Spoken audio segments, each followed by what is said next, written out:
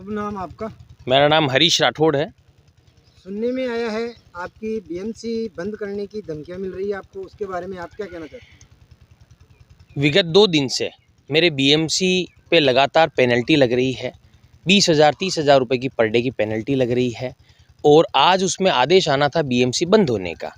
जो अजमेर में वो आदेश बन गया था, डेयरी से मेरे सूचना भी आई थी कि आपकी बीएमसी उसको बंद किया जाएगा।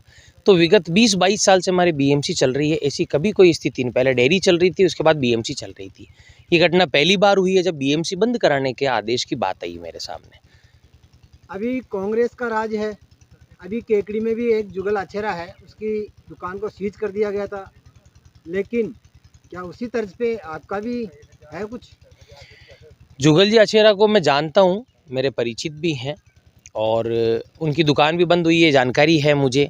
अब उनके भी वो राजनीति द्वेषतापूर्ण वजह से हुई है या किस वजह से हुई है, वो भी आप सबको पता है, बताने की आवश्यकता नहीं है। निश्चित रूप से उनको राजनीतिक द्वेषता का शिकार होना पड़ा है, उनको परेशानी उठानी पड़ी थी। हो सकता है मेरा भी वही हो सकता है क्या, मुझे लगता है क्योंकि चुनावी टाइम में और डेयरी का मेरे 20-22 साल से मेरे पास डेयरी का काम है और बीएमसी मेरे पास लंबे समय से है। तो बीएमसी का पहली बार ऐसे आदेश, लगातार पेनल्टियां लगना और अभी आज की डेट में आदेश निकलना कि आपकी बीएमसी को बंद करा दिया जाएगा, तो निश्चित रूप से इशारा होता है कि बिना राजनीतिक इशारे की चीज़ें संभव नहीं है। ये बंद हो गई या अभी है चालू? बंद हो गई थी, बंद होने का आदेश आज टाइप हो रहा था।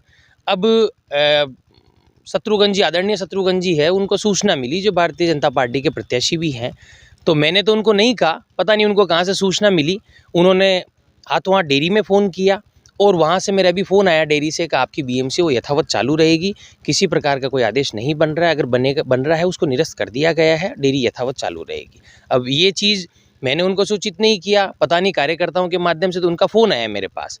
तो मैंने उनसे ये कहा था कि अभी कोई आवश्यकता है नहीं, चुनावी टाइम चल रहा है भाई साहब, बाद में देखेंगे जो भी है। तो उन्होंने कहा कि मेरे लिए मेरे कार्यकर्ता और मेरी केकड़ी की जनता सर्वोपरि है, वो प्रथम है, चुनाव मेरे लिए दूसरा नंबर है। तो उन्होंने मेरी बिना जान, मैंने उनको कहा भी नहीं, मैंने उनको ये बताया भी नहीं कि मेरी बीएमसी की ये स्थिति, उन्होंने बिना कहे ही और उन्होंने फ़ोन कर दिया और अभी वापस आदेश भी आ गया। आज कोई पेनल्टी की बात थी, वो भी मेरे किसी प्रकार की पेनल्टी आज की बच गई, पहले की पेनल्टियाँ लगनी थी वो लग चुकी थी और वो आदेश, इसके लिए मेरे पास मैसेज आ गया फ़ोन पे कि आपका वो जो आदेश वो निरस्त हो गया और आपकी डेयरी यथावत चालू रहेगी। अब आप जनता को क्या मैसेज देना चाहते हैं? जनता से तो मैं अपील करना चाहता हूँ कि चुनाव का वर्ष है, चुनाव का टाइम चल रहा है, अगले 2 दिनों में चुनाव है। आपको ऐसे व्यक्ति का चयन करना है, ऐसे व्यक्ति का चुनाव करना है जो आम जनता के दर्द को समझे और ऐसे व्यक्ति का चयन करना है कि बिना सूचना दिए अगर आपके दर्द को समझ रहा है तो वो निश्चित रूप से मैं उसको परिपक्व और अच्छा नेता मानता हूँ, आम नागरिक होने के नाते भी मानता हूँ। और चुनाव के टाइम में मैं एक निवेदन भी करना चाहूँगा कि चुनाव में सभी जनता जनार्दन से भी मेरी अपील है, सभी कार्यकर्ताओं से भी मेरी अपील है, ऐसे नेता का चयन करें।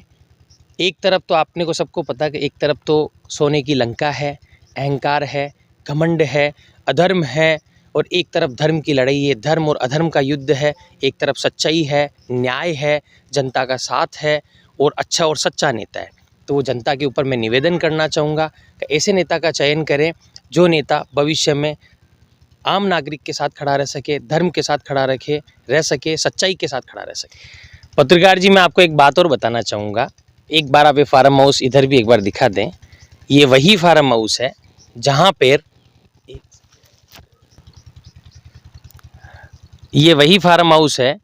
पर विगत 2018 के चुनाव में रघु जी का, मैंने एक कांग्रेस पार्टी का, जो मैं आपकी जानकारी में भी मैं है और सबकी जानकारी में पूर्व में मैं कार्यकर्ता था, तो मैंने यहाँ पे कार्यकर्ता सम्मेलन कराया था जिसमें लगभग 3 से 4 हज़ार व्यक्ति यहाँ पे आए थे। कार्यकर्ताओं को मैंने इकट्ठा किया था और यहाँ से रघु जी को जिताने का, उनका जीत का संकल्प हम लोगों ने, क्षेत्रवासियों ने लिया था। यहाँ का भोजन का कार्यक्रम भी हमने रखा था। तो यहाँ से उन्होंने जीत के संकल्प के बाद कहा था कि कोई भी काम होगा तो मैं क्षेत्रवासियों को विश्वास दिलाता हूँ कि कभी मैं किसी काम के लिए मना नहीं करूँगा। पर उसकी विपरीत परिस्थितियाँ ये रही कि मैं कभी भी उनके पास काम लेके गया तो उन्होंने मेरे को पहचानने से भी मना कर दिया। जो एक साधारण कार्यकर्ता की बात करें, अगर मैं 4-4 हज़ार कार्यकर्ताओं का अगर मैं यहाँ पे कार्यक्रम करवा सकता हूँ और मैंने सब कार्यकर्ताओं को साथ लेके अगर मैं चल सकता हूँ, तो अगर मुझे ही पहचानने से मना कर दिया, न तो रघु जी ने मुझे पहचाना, न सागर भैया ने मुझे पहचाना। तो जो कार्यकर्ताओं को पहचानने से ही मना कर दे, उनसे अपन काम की उम्मीद क्या कर सकते हैं। रही बात दूसरी कि अगर मेरे 5 साल के कार्यकाल में एक काम गिना दे, एक सिंगल काम का मैंने मेरा और मेरे द्वारा किसी कार्यकर्ता का, तो मैं मान जाऊँगा कि मैं इस जगह मैं गलत हूँ। लेकिन एक सिंगल काम नहीं किया, उनके वहाँ बंगले में प्रवेश तक अलाउ नहीं है, बाहर गार्ड है, वो अंदर एंट्री नहीं होने देना चाहते हैं। नाम से एक नहीं सैकड़ों दफ़ा पर्चियाँ भेजी है, मिलने का खूब अथक प्रयास किया है और वो हमें देखते हुए निकल जाते हैं, लेकिन उन्होंने कभी भी रुक के बात नहीं की। ये पीड़ा मेरी भी है, मेरे साथ-साथ कहीं कांग्रेस के कार्यकर्ताओं की, वरिष्ठ कार्यकर्ता जिनकी भी ये पीड़ा है, उनको, मुझे खुद को पता है, कहीं वरिष्ठ कार्यकर्ता है।